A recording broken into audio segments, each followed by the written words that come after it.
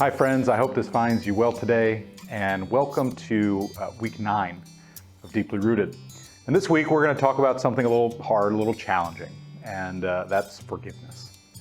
If there's a space in the Christian life where there is consistent resistance to change, it's around forgiveness.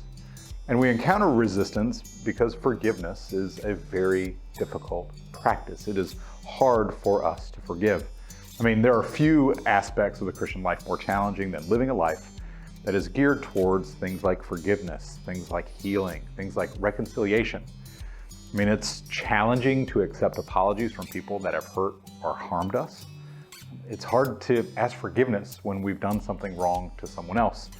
And even the times where we accept apologies or offer our own, the memory of mistakes that we've made or others have made often persist well beyond that instance. And part of the challenge for us is also cultural. In many ways, we live in a vengeance and revenge-oriented society where if you do something wrong to me, there's an expectation that you must be punished or that I have to return the favor. Or there are times when we experience people treating us wrong on a consistent basis as our own character flaw. Like when people say, fool me once, shame on you. Fool me twice, shame on me. As if someone else's mistakes and misgivings and problems are our fault. Now, considering these dynamics, it's no wonder why forgiveness is hard, and it's no wonder why Jesus is so consistent about the practice of forgiveness. And in our scripture lesson for today, we read about forgiveness from Jesus' Sermon on the Mount.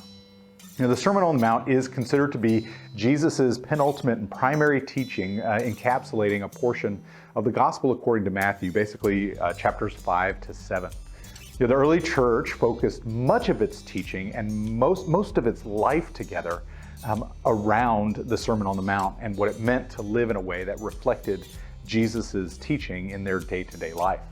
And friends, it would be a right and good thing to say that if you want to understand Jesus' teaching from a very high level and his view on what the world should look like, spending time in the Sermon on the Mount would probably be a really good place to start. Frankly, it would be the first place to start. And as we consider what Jesus says on forgiveness, there are two things in particular that I think will be helpful for each of us to consider as we think about forgiveness and what that looks like in each of our lives. The first thing is that if we are seeking wholeness or fullness, or if we long and desire to be a part of God's kingdom here on earth, then forgiveness is absolutely critical.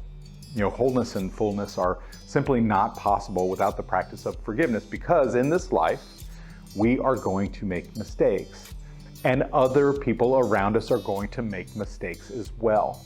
It's just the nature of our lives. And the second thing is that the practice of forgiveness is the first step in the process of healing and reconciliation. If we're going to move towards a life of forgiveness and healing, it requires work on our parts, like acknowledging our faults, like offering forgiveness to others, like seeking to no longer make those mistakes that harm ourselves or others. But we also have to involve God's Spirit to help us move forward. And because it's so hard for us to forgive, oftentimes we have to ask God to help us along. The nature of our lives is such that there will be times when we will be wronged or disappointed by the actions of others, or that there will also be times where we do wrong to the people around us as well. I mean, it's a foregone conclusion. It is an absolute guarantee that these things will happen, but it's also clear from the life of Jesus and Jesus' teaching that forgiveness, wholeness, and fullness are always possible too. And to end our time together just a little bit differently, I found a quote from Henry Nouwen, the well-known writer and priest. It was incredibly helpful and meaningful to me as I was preparing for this week, so I thought I would share it with you. And this is what he says. He says, "To forgive another person from the heart is an act of liberation. We set that person free from the negative bonds that exist between us. We say, I no longer hold offense against you. But there's more. We also free ourselves from the burden of being the offended one.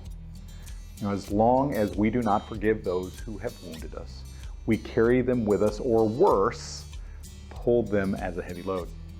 The great temptation is to cling in anger to our enemies and then define ourselves as being offended and wounded by them. Forgiveness, therefore, liberates not only the other, but also ourselves. And it is the way to the freedom of the children of God. Friends, I hope you enjoy the rest of your week. Peace be with you, and I'll see you next week.